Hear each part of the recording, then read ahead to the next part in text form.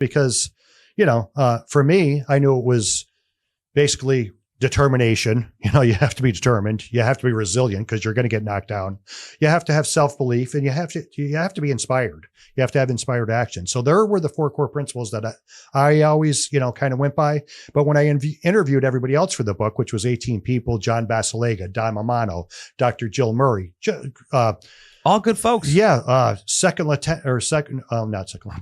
Lance Corporal Joseph Barna, who we talked about, who was bayoneted in South Korea. Yeah. In my book, because I was clinically dead at 23, and that's when my life kind of restarted.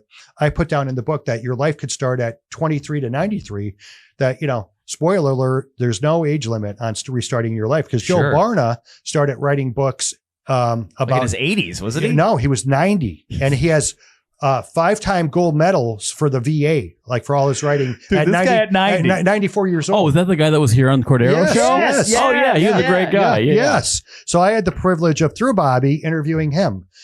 So it's just, there's no time limits on life. You're never too old. I mean, I'm 58. You said I look great for my age. I feel great for my age. I do not think I'm 58 years old. I think age really is a number. And I think you could accomplish amazing things at any age, if you could start much younger, yeah, great. You know what I mean? Yeah.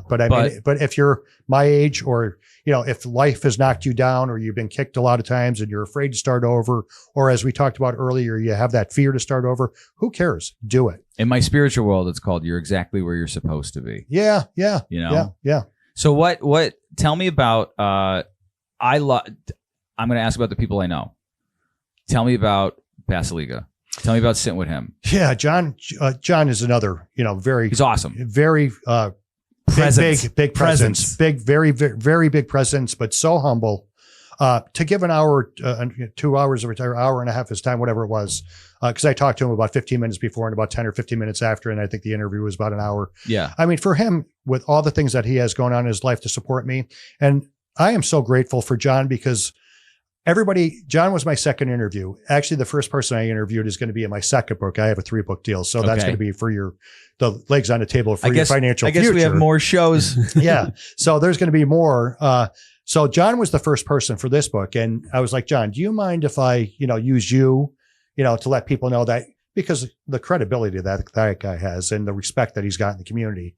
All earned, all well deserved. Yeah, all well deserved. Yes. And what I love about him the most is not only is him being so humble and giving his time to, somebody like me that was just a firefighter that wasn't an accredited author yet, for him to sit when you do that shows the character who he is. But I really love more about anything about John Basilega is that he's outspoken. He's not bought.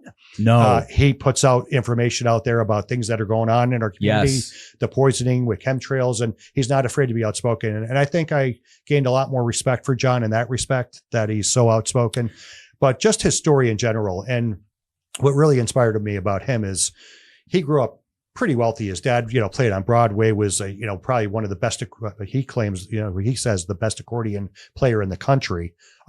They had a chain of music stores. So he grew up. I would love to see his father play, like old footage or something. I would love to see I guess he grew up pretty well off, but then he said I went from bigger houses to smaller and smaller houses and less presence under the tree. And then it was, then Dad sunk into a depression, basically, where John hated seeing that. He would come home and he wouldn't be able to get his life back on track or get another job. And John said, that's not for me, and John started working at like 8 years old.